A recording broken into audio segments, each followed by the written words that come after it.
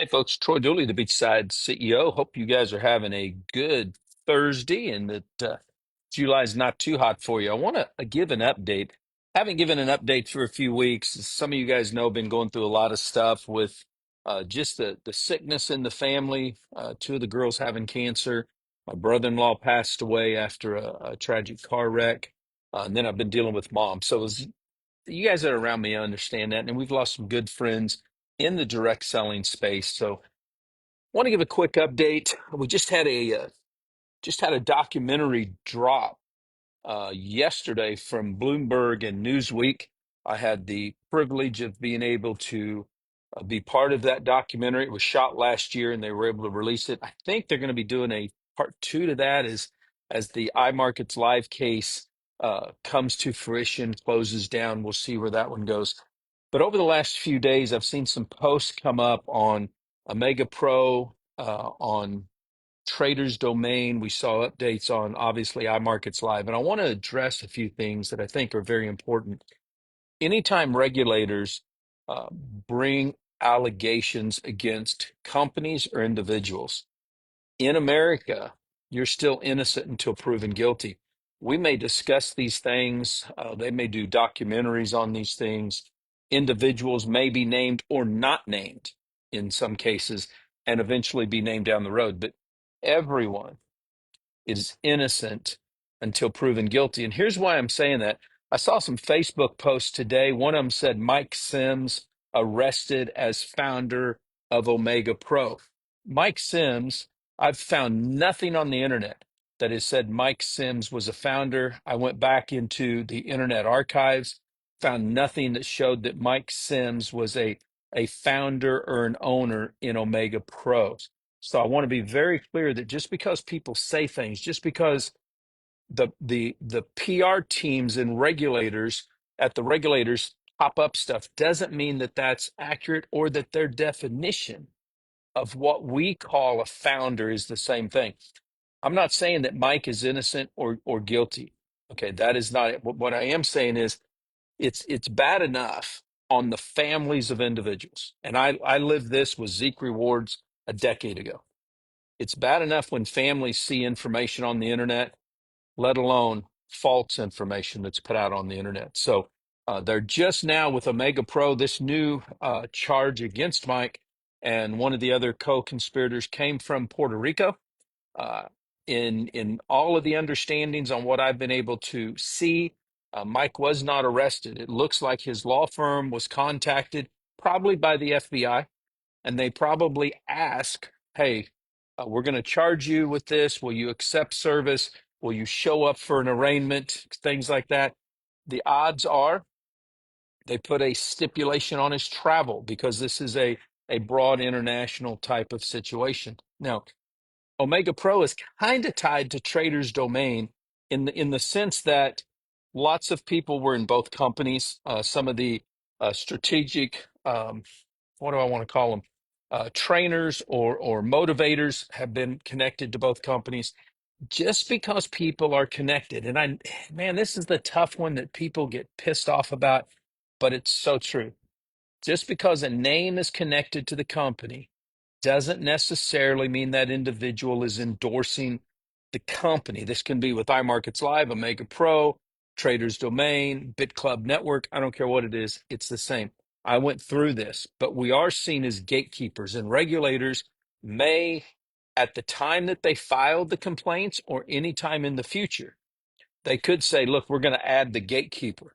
And in my case, that happened to me approximately 4 or 5 weeks afterwards. They said, look, you're a compliance. You should have known. We're going to charge you. And they did. And we settled with an infraction at that time.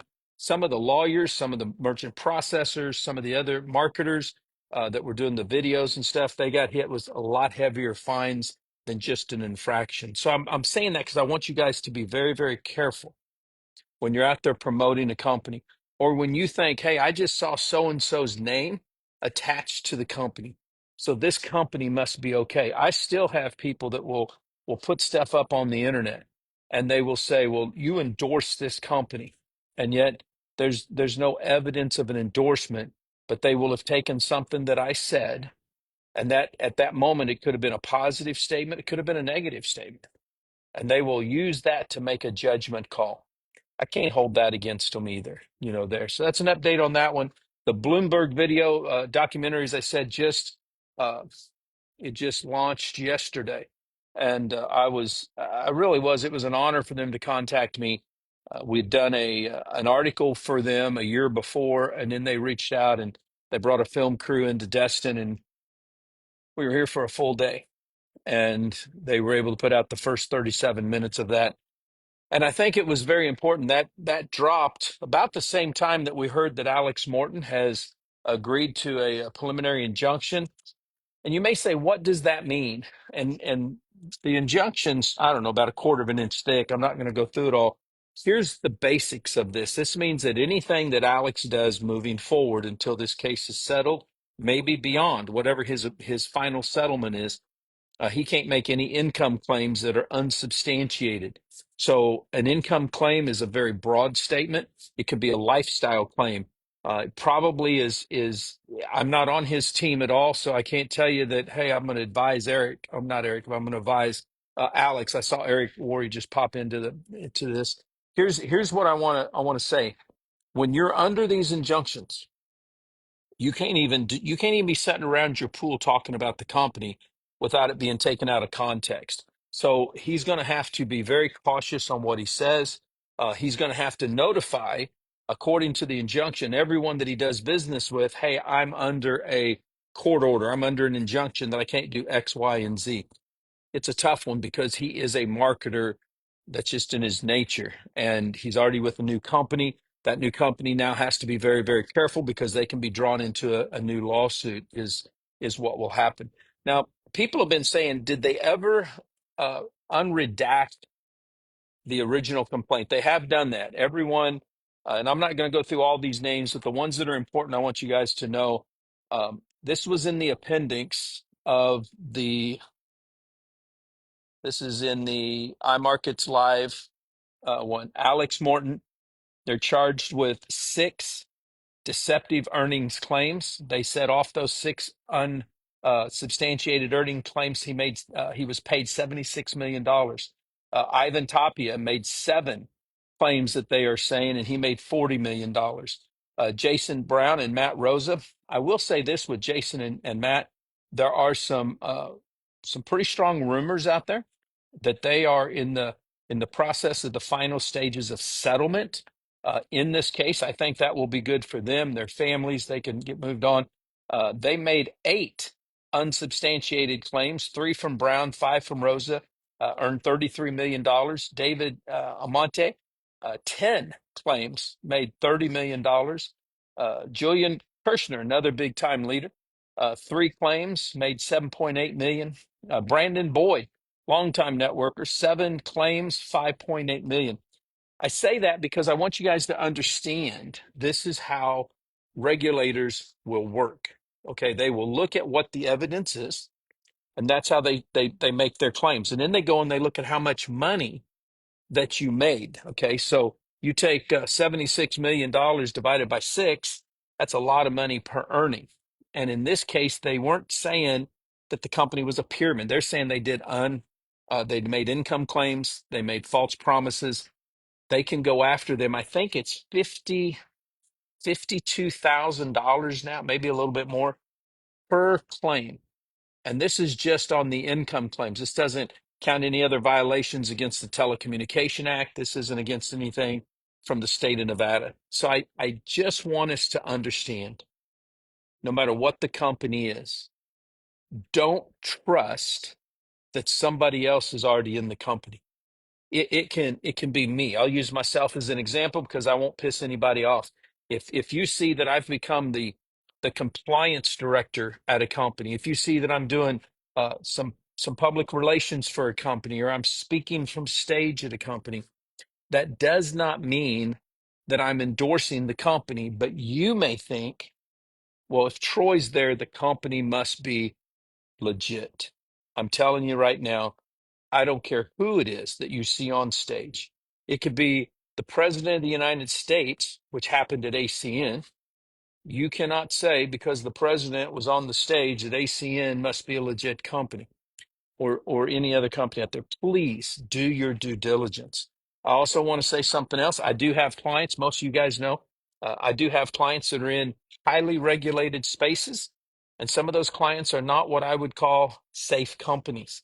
We go in there, we try to work with the company, we try to correct it, we'll do a risk mitigation review and put a strategy together for this company to be legit. That's exactly what we did with iMarkets Live. And when it became very clear that the company did not want to abide inside the boundaries that are set by regulators, then we gave a pretty public resignation, termination with that company is what I did. I terminated their agreement.